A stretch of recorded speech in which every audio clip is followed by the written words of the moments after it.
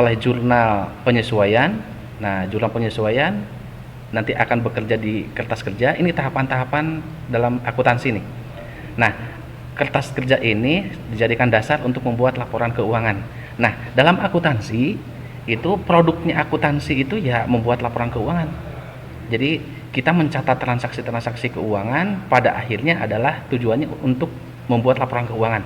Jadi laporan keuangan itu menunjukkan laporan kinerja perusahaan. Apakah perusahaan laba, labanya berapa, pendapatannya dari mana saja, bebannya apa saja, itu adanya di laporan laba rugi. Terus ada juga laporan perubahan modal.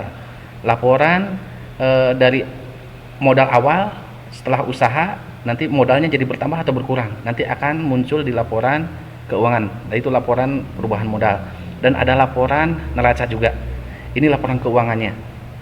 Nah, pada saat sudah selesai membuat laporan keuangan di akhir periode nih, kalau katakanlah di akhir tahun, nanti akan dibuat jurnal penutup. Nanti hanya pos-pos keuangan tertentu yang dibawa ke tahun yang berikutnya. Nanti kita akan masuk lagi ke menghadapi transaksi lagi di awal periode. Nanti ada transaksi dicatat dalam jurnal umum lagi, buku besar lagi. Nah, ini tahapan-tahapan yang terus berputar. Makanya disebutnya siklus akuntansi. Nah, siklus akuntansi perusahaan jasa ini transaksi-transaksinya hanya untuk perusahaan yang bidang usahanya menjual jasa, tidak pernah menjual barang, jadi hanya menjual jasa saja.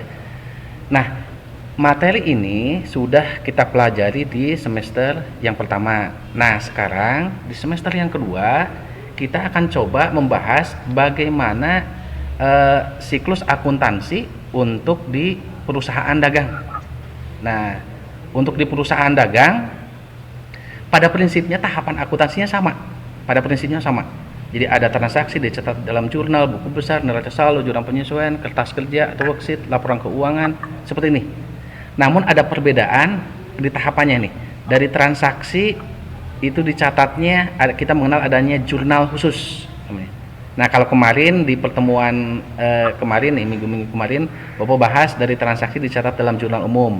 Nah, sebenarnya nanti kalau kita sudah mulai membahas di perusahaan dagang, itu dari transaksi itu akan dicatat dalam jurnal khusus nanti. Nanti akan Bapak bahas setelah ulangan nanti di pertemuan berikutnya. Nah, pada prinsipnya sama tahapan-tahapan akuntansinya. Jadi begitu banyak tahapannya yang harus kita pelajari nanti ke depan. Nanti kalau kalian kuliah pun di jurusan akuntansi atau minimal di jurusan pendidikan ekonomi saja, itu kalian akan belajar soal ini.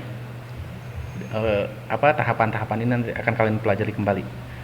Nah, itu di semester 1 dan semester 2. Nah, semester 2 masih harus kita hadapi. Nih, kemarin baru perkenalan lah, kalau boleh disebut kemarin itu baru perkenalan saja.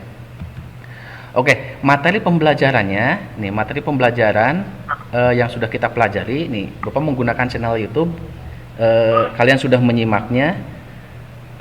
Yang pertama, karakteristik dan penggolongan akun di perusahaan dagang, ini sudah ada di channel YouTube-nya. Silakan kalau ingin belajar kembali, ini yang memudahkan. Awas, ini siapa ini yang coret-coret? Yang coret-coret nanti dulu. Oke. Karakteristik sudah di channel YouTube Bapak nih. Untuk yang contoh pencatatan transaksi ke perusahaan dagang, contoh pencatatan transaksi perusahaan dagang ke dalam jurnal umum, ini pun di channel YouTube Bapak sudah kita pelajari. Ini pun sama. Karena pembahasannya agak banyak, maka Bapak bikinnya sampai dua video pembelajaran kemarin itu. Nah,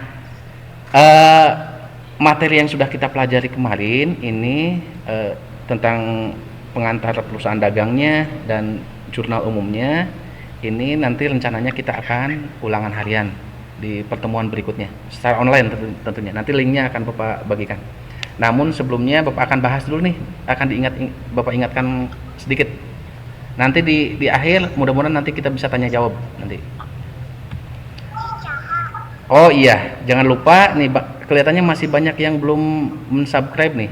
Bapak tunggu nanti di channel itu Bapak. Oke. Ya, Bapak ulas kembali nih. Barangkali kalian kemarin menyimaknya kurang begitu mendalam. Bapak akan jelaskan kembali. Nih, jenis perusahaan kalau dilihat dari kegiatan usahanya itu sebenarnya ada 3 macam. Secara umum itu ada tiga jenis perusahaan.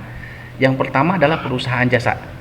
Nah, perusahaan jasa ini adalah perusahaan yang kegiatan usahanya menjual jasa pelayanan.